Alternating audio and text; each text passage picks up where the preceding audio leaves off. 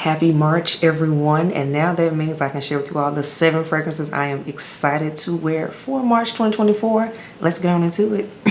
Welcome back to the channel, everyone. The Maria here. Yes, happy March, and also happy birthday month to my fellow March babies. Yay. Again, we are talking about these 7 fragrances I am excited to wear for this month. It is a mix of old as well as newer additions to my collection, so I'm very excited about this. But as always, lipstick of the day today, everyone. I wanted something kind of pinky mauve, so this is MAC Mare lipstick, and here it is on the face. Everything I have on my face, as well as all the fragrances that I discussed in today's video, will be in the description box below, so you don't have to ask questions about it. Next up, we have the fragrance of the day, and this is actually an honorable mention because it is a newer addition to my collection, but I'm excited about this one. This is from the house of Vilhelm Parfumerie, and this is the latest greatest sparkling Joe. You all recently put up the unboxing for this one.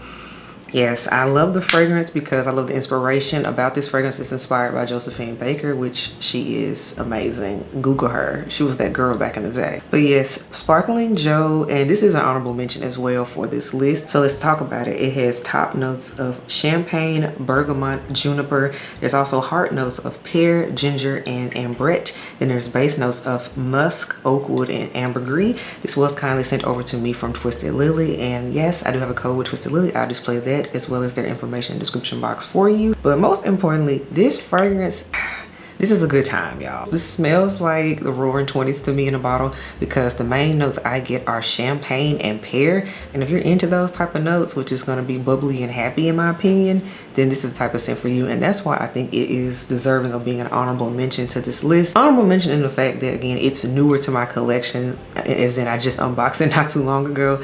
But yeah, I'm going to have some fun with it, playing it. And as always, a dedicated review will be happening with this scent.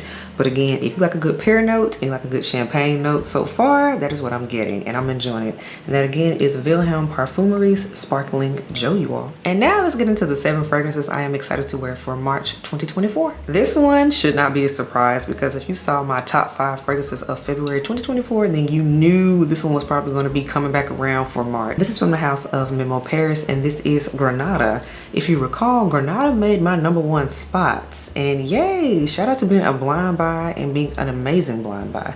So yes, Granada has keynotes of pomegranate, orange blossom, and we have jasmine, sandback in here. There's bergamot, heliotrope, musk, amberwood. Y'all, look. So the notes and all that sound great, but what does this smell like, you ask? It smells like orange blossom and honey to me with some white florals in it. Very heavy on the powderiness on the dry down, and it creates a vintage vibe to me. So if you prefer a more of a white floral type of scent with some sweetness, because oh no, the sweetness is there, you will enjoy Granada, and for me, that's what I get. And as I stated in a previous video, this smells like childhood to me, like happiness in a bottle, and that's why I wanted to run it back for March. I want to keep wearing it because this is some special juice. And the best thing about this is, y'all, this is not a new release. This fragrance has been out over 10 years, and this is why I say it's okay to reach back and discover and sample, or in my case, blind buy something from back in the day, because just because it's an older fragrance does not mean, oh, the notes would not still apply today, or it wouldn't still smell good today. So yeah, it's like I said, everything that's the latest greatest isn't necessarily mean I'm going to want it, because sometimes the gems are from back in the day. And in this case, Memo Paris's Granada is a gem, so I highly recommend checking this one out. Very nice. I've seen you can definitely get samples of it. You can definitely get, of course, full bottles of it. And like I said, it's just beautiful to me. So I'm going to continue wearing it in the month of March, you all. And that again is Memo Paris's Granada. The next fragrance is from the house of Chanel, you all, and I actually got this one last year for my birthday. So yeah, I've had it about a year at this point. So this is from Chanel, and this is Gardenia from the Les Exclusif line. So this one, I had heard a little bit of conversation about it, but this one doesn't get talked about as much as some of the other Les Exclusives, particularly like beige, and y'all know I love beige. We'll talk about beige another time, but for March, I'm feeling Gardenia. It's definitely in that clean floral vibe to me, and I like that about this scent. So this one definitely has gardenia in it. Tuberose is in here too. Gotta mention the tuberose. And it's like musk in here. So it's a floral clean scent. So definitely one that's not too, this is definitely on the lighter wearing end of the spectrum in my opinion. So this was one when I want to smell clean, but a springtime clean type of a scent. So that is why I wanted to reach for my Gardenia, because this is one, admittedly, I have overlooked a little bit, but I'm kind of in that fresh brightness, slightly green floral opening, because again, spring is on the horizon, and to me this scent embodies that. So that's why I'm like, why not wear it for March? So yeah, this one makes the March rotation for sure. And this is Chanel's Gardenia from the Les Exclusif line. This next fragrance, this one is a beautiful scent. This is really, really beautiful. Talk about a wish list fragrance, and I'm so glad I upgraded last year. This is from the house of Amouage, and this is Amouage Honor Woman. Yes, I got the 100 ml bottle, so you know it's real. This fragrance started out as a random sample I got in another package, and I smelled it, and it was love at first sniff. So that is why, yeah, this one had to make the list, because for my floral lovers, come to the front, this is for you. So let's talk about key notes of Amouage's Honor Woman. It has top notes of pepper, rhubarb leaves, and coriander. Then it's heart notes of jasmine, tuberose, gardenia, lily of the valley, and carnation. So they got all the flowers right there in the middle in Honor Woman. That's why I made this list. Then we have base notes of vetiver, frankincense, amber, and openox, and leather. So this is a floral with some oomph, a little bit more robust. So definitely in that heavy hidden Amouage DNA, that's what it is. But it's not so heavy hidden that it chokes you out. This is definitely one you do smell the complexity of the notes. I do get the coriander, for sure. I do get the amber, but more so than anything, I get all of those florals in that middle again. The lily of the valley, the gardenia, the tuberose.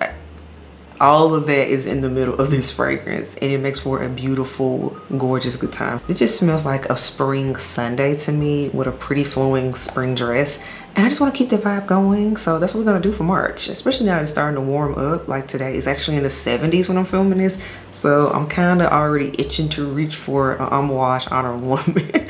So absolutely, this makes the list for March. Again, Honor Woman from the house of Amouage, you all. This next fragrance, I already told you all this was going to be my signature scent for spring 2024. And here we are again to double down on that. This is from the house of Xerjoff, you all. And this is Xerjoff Torino 22. Y'all heard me sing his praises in my video about Philadelphia and fragrance shopping there. This was the scent that stood out above all of the rest, and that is why it's the signature scent for this season. So it has top notes of bergamot, saffron, and eucalyptus. Y'all, it's the top notes for me. The middle notes is clary sage, matte gaiac wood, and we have base notes of musk and dry woods. In a nutshell, this is a tea and saffron scent is what this is. And who knew that those two notes would go so well together? But hey, trust Xerjoff to blend everything and make it smell amazing. There's something relaxing and calming about this scent, but at the same time, there's still a sweetness and a sexiness about this scent. And I'm like, okay, this is just giving me exactly where I want to be just for this month, particularly again, hello birthday month. So yeah, this is the scent. Very excited to rock this one for sure. I've already been starting to wear it. Yeah, the dent is gonna happen this season in this one, and I'm very happy about that, y'all. So this is again Xerjoff's Torino number 22. So you're probably gonna get tired of seeing it, but hey, you heard it here first. Once again, I love this. Love at first sniff. The next fragrance is a designer fragrance, and I have told y'all this before, but the house of Givenchy makes some very nice, very almost niche, basically could be niche quality if you ask my opinion. They make some very good scents, Givenchy does, and I'm very much a fan of this house because they're pretty consistent for me, and I actually appreciate that at this point. So y'all, this is the Givenchy Irresistible Rose Velvet. I sang its praises a year ago, and I finally caved in, and yeah, I had to do right and get a full-size bottle. So we have top notes of pink pepper essence, black currant buds, and then we have neroli essence, and then the heart, y'all, just get ready for all of the rose.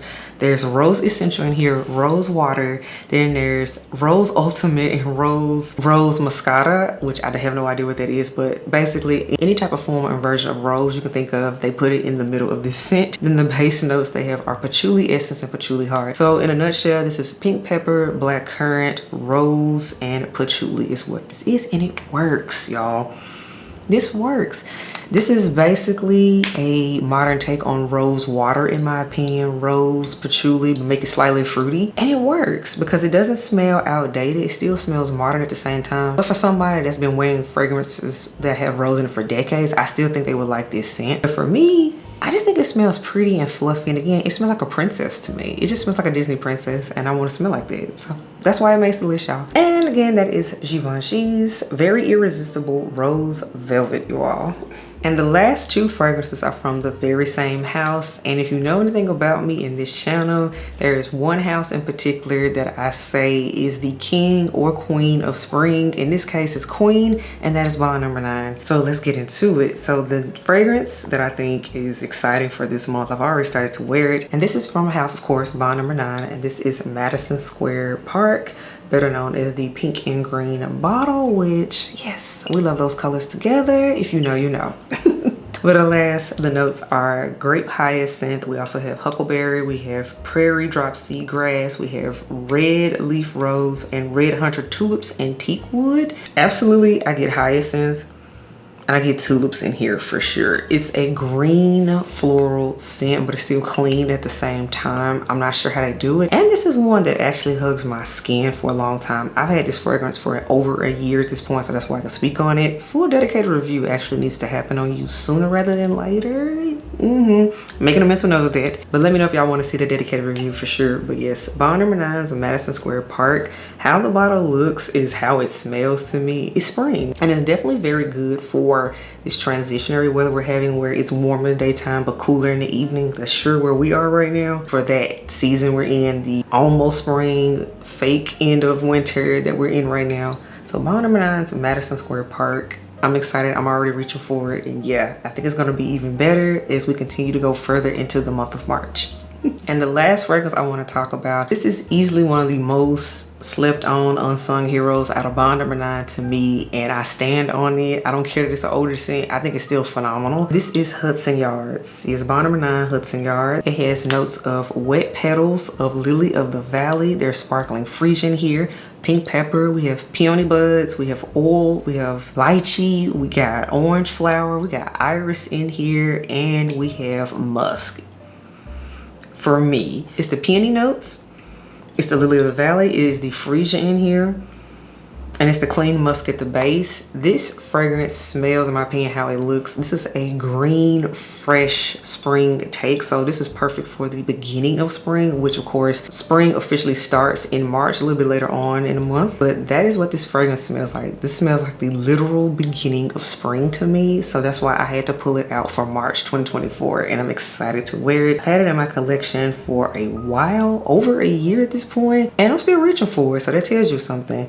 I think this scent, I noticed that it constantly stays sold out at Bond number 9, and sometimes it gets hard to find, and it does come back in stock and whatnot. But if you can get your nose on it, and most importantly, if you can get a bottle of it, I highly recommend Hudson Yards. This is a repeat favorite for me. It has made spring list favorites and whatnot in the past. So you know, yeah, this is one I'm still reaching for years later, and I'm loving it. So Bond number 9's Hudson Yards. So all right, everyone, that wraps up my fragrances I'm excited to wear for March of 2024. As always, this is my version of the fragrance tray, as I like to call it. Let me know in the comments, what are you planning on wearing? What are you excited to wear now that we're in this new month? The seasons are starting to change. What are we feeling? What's the inspiration? What's the favorite scent note that we're feeling for this spring? Let me know, because y'all are very opinionated L's, and I do read your comments. Y'all funny. But as always, I will catch y'all in the next video. Bye, y'all.